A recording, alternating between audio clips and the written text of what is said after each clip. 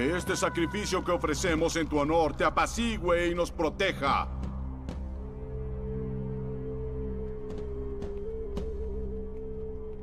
Ahora tal vez tengamos una oportunidad.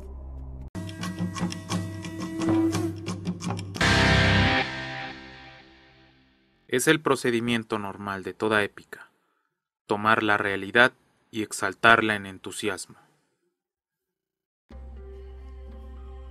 Todas las culturas del mundo han creado historias sobre personajes sobresalientes que afrontan grandes desafíos y que al obtener la victoria les es otorgado un lugar privilegiado en la mitología de cierto pueblo. Parece que el ser humano tiene desde sus orígenes una fascinación por la creación de historias épicas, donde enaltece a personajes ficticios por encima de los simples mortales.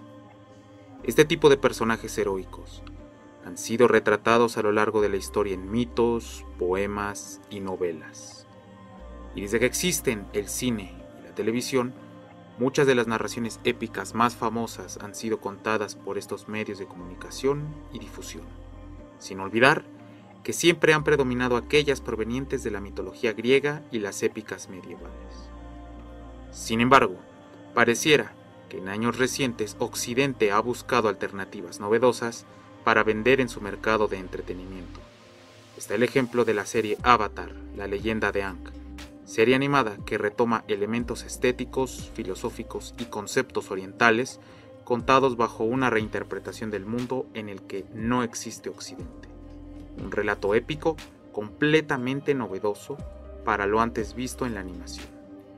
Y tal vez, bajo esta misma tendencia de regalar al mundo algo exótico y novedoso, Occidente posó los ojos en la mitología de Mesoamérica.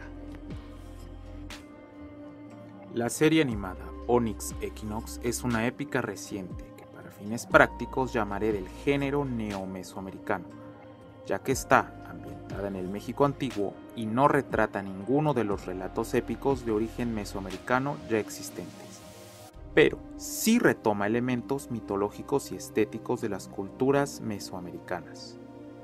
Esta serie, estilo anime, producida por Crunchyroll Studios, fue lanzada el 21 de noviembre del 2020 y pertenece a una lista de proyectos originales desarrollados por esta plataforma.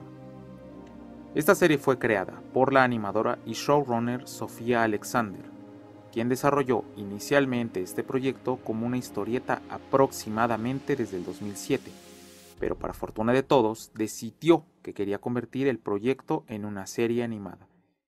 Y, según parece, es la primera serie animada de este género épico neo-mesoamericano. Es raro que hasta ahora sean pocos los ojos que hayan posado su mirada en el potencial que pudiera tener la creación de series animadas o películas con elementos mitológicos provenientes de Mesoamérica, ya que no es raro de ver series o películas occidentales que tomen prestados elementos, personajes o símbolos provenientes de las mitologías y culturas orientales. Y es que habiendo tanta riqueza cultural, histórica y mitológica en las múltiples culturas mesoamericanas, que se vuelve difícil de comprender el por qué pasan desapercibidas. Es entonces que surge mi pregunta: ¿por qué no se apuesta por la producción de series y películas que retomen la mitología mesoamericana y se produzcan nuevas épicas con estos elementos? Probablemente, las antiguas épicas mesoamericanas tuvieron un limitado desarrollo y no hubo la difusión de su mitología a lo largo de la historia, impidiendo la creación de relatos épicos más complejos que retomaran sus elementos mitológicos. Antes de continuar, precisemos algunas cuestiones. La primera es definir lo que es la épica. Según el canon clásico, la épica es la narración extensa, generalmente en verso, de los hechos más importantes, sobresalientes, maravillosos, hazañas de un individuo o un pueblo o una nación. Es evidente que según esta definición, muchos relatos, por el simple hecho de no estar escritos en verso, no entran dentro del género épico. Sin embargo, Entre la épica clásica y los relatos épicos modernos hay factores constantes en todos ellos que se pueden tomar como base para clasificar a un relato como narración épica. La primera de estas características es un héroe que afronta los peligros asociados a un conflicto o guerra. La segunda sería la inclusión de elementos mitológicos, divinos, sobrenaturales o la exaltación exagerada de ciertos hechos históricos, aunque esto no necesariamente es usado por todas las épicas modernas. La última sería la representación de valores culturales o la búsqueda de engrandecer dichos valores.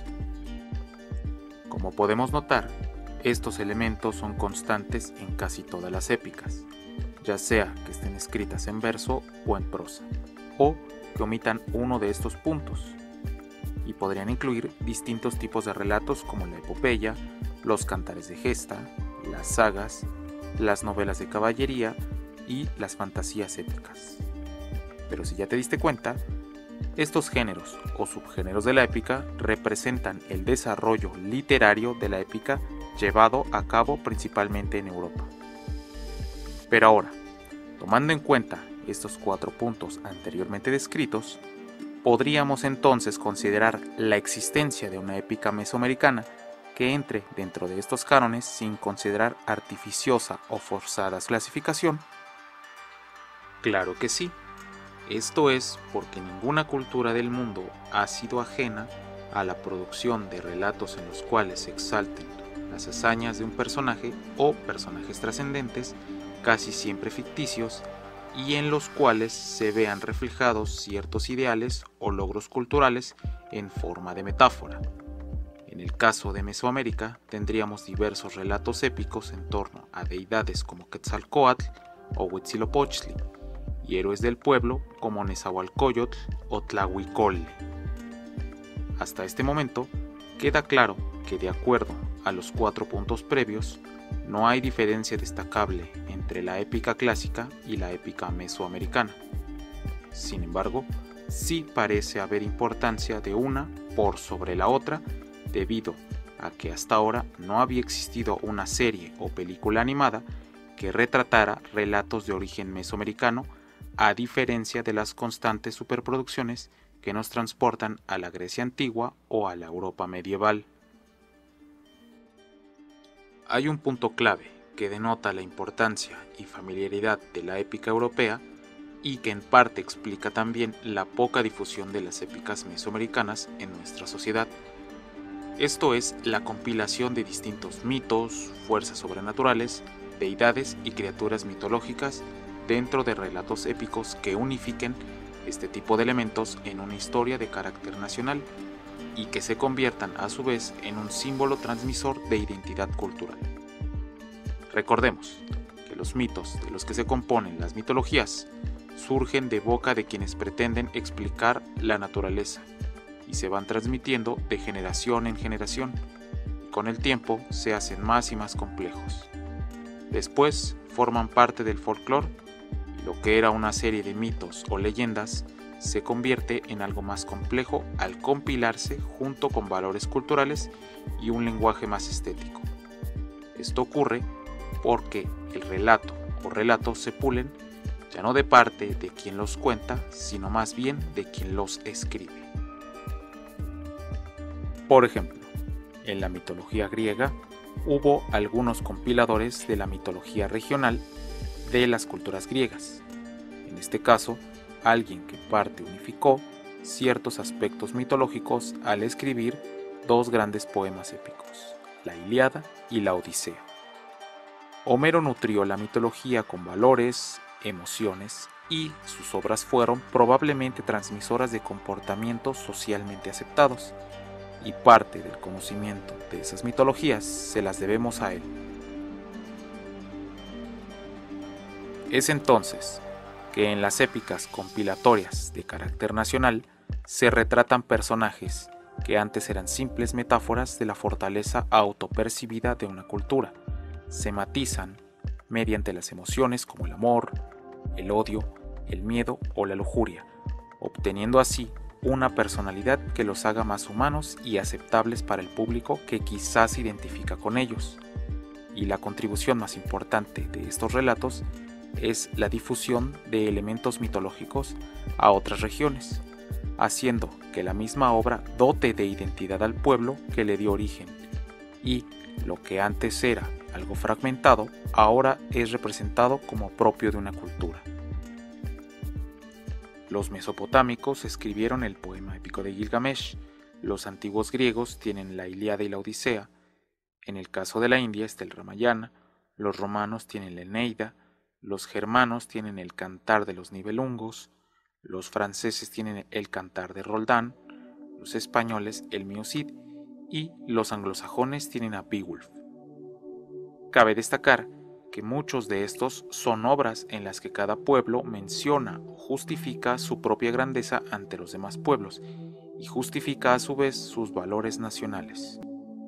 Por otro lado, en Mesoamérica no hay obras compilatorias, y esto se debe a dos motivos. El primero es que no había escritura silábica más que en el caso de los mayas. Los demás pueblos recurrían a un tipo de escritura ideográfica, es decir, que la imagen evocaba una idea y no un sonido. Cuando se consultaba una narración en su escritura ideográfica, no era para leerlo en el sentido que nosotros lo entendemos, sino el contarlo. De ahí que, por ejemplo, en náhuatl, la palabra que se refiere a la acción de leer sea la misma para decir contar, y quien lo contaba lo hacía desde su propia memoria, pues debía memorizar todo el relato antes de poder comunicarlo. Esto, quizás sin asegurar nada, impidió la estilización de su lenguaje escrito y la generación de relatos con una narrativa más compleja. El otro motivo por el cual no hubo relatos compilatorios de carácter nacional en Mesoamérica fue el súbito e inesperado arribo de los hombres de Castilla. Dicho evento destruyó el mundo para las culturas mesoamericanas junto con sus tradiciones y su posible desarrollo posterior. Pero la ausencia de textos épicos compilatorios no es equivalente a una nula producción de relatos épicos en Mesoamérica, debido a que muchos sobrevivieron a la destrucción sistemática de las culturas mesoamericanas.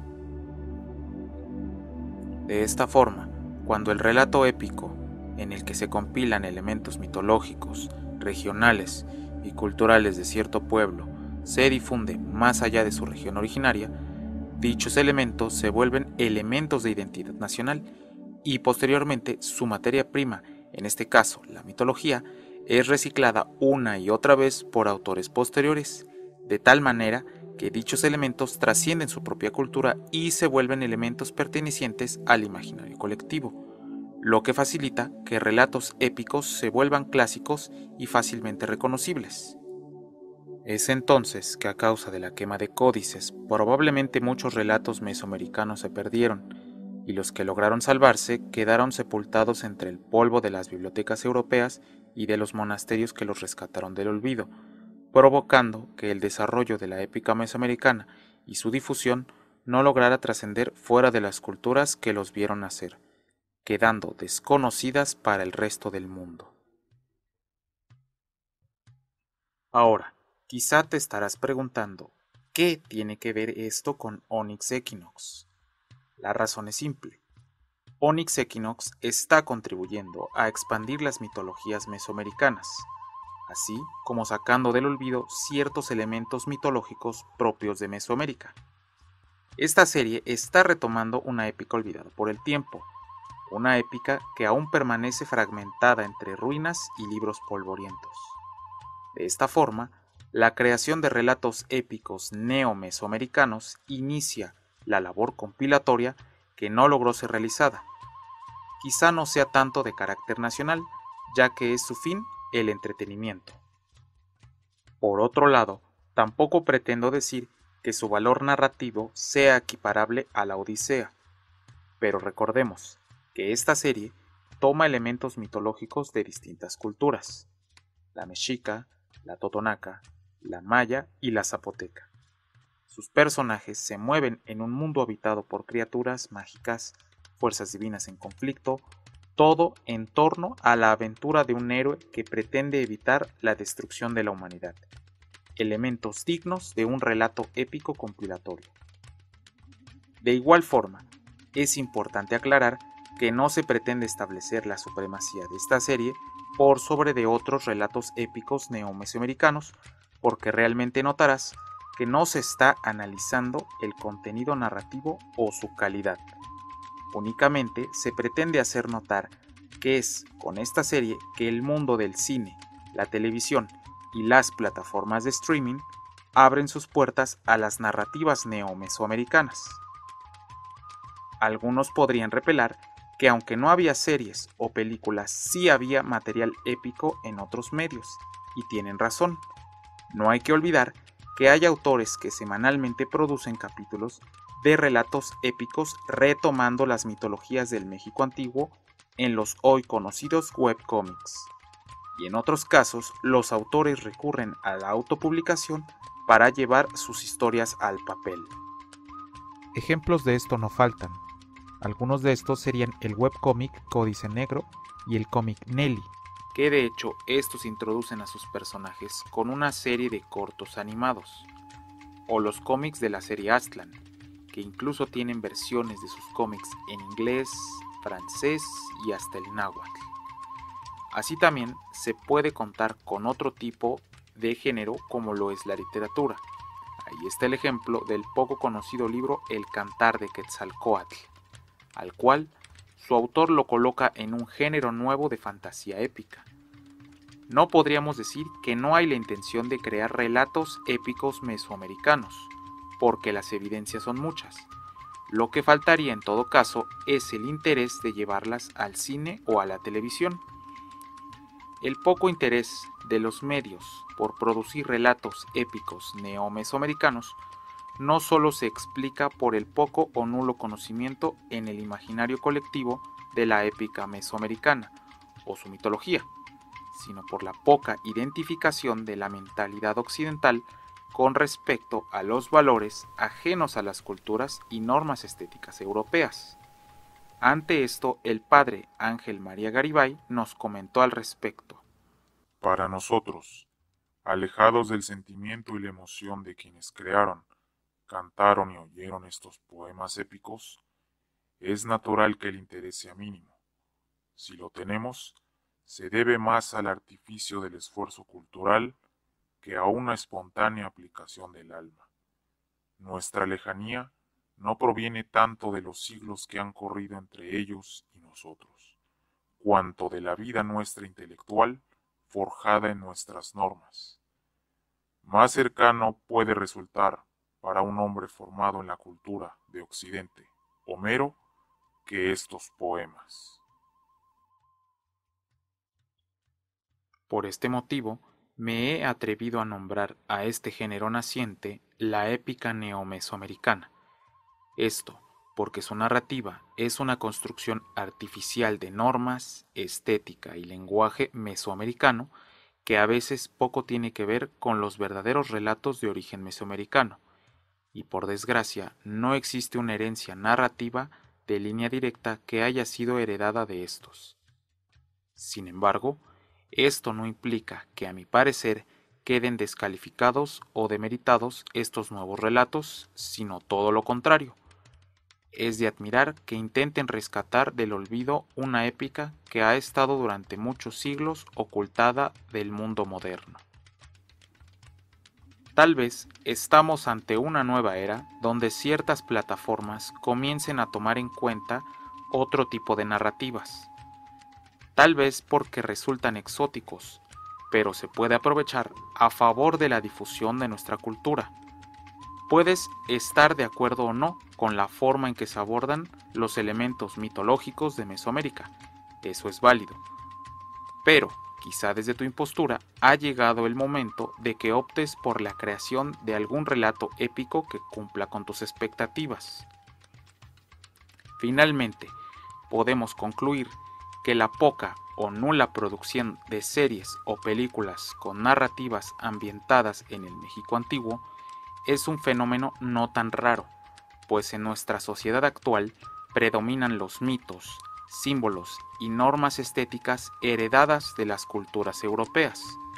Por otro lado, las épicas de origen mesoamericano no lograron desarrollarse y consolidarse entre sus culturas, a tal grado que sus narrativas fueran símbolos de identificación nacional, y que a su vez trascendieran su propia cultura para heredar su mitología a través del tiempo y la distancia.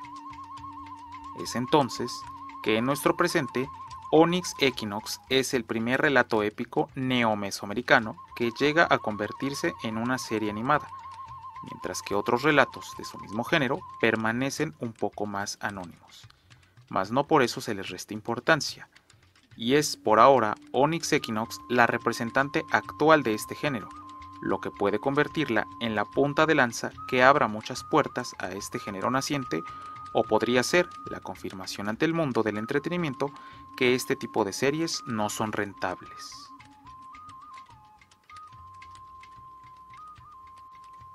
Y bien, espero que este video ensayo te haya resultado interesante. Si te gustó, regálanos manita arriba y si lo compartes en tus redes sociales, nos ayudaría muchísimo. Suscríbete si aún no lo has hecho y activa la campanita para estar al pendiente de nuestros próximos videos. Recuerda que Visión Mexica es un proyecto que busca germinar en YouTube para llevar a más gente la difusión de nuestro contenido. Nos vemos hasta la próxima. Tito Tasque.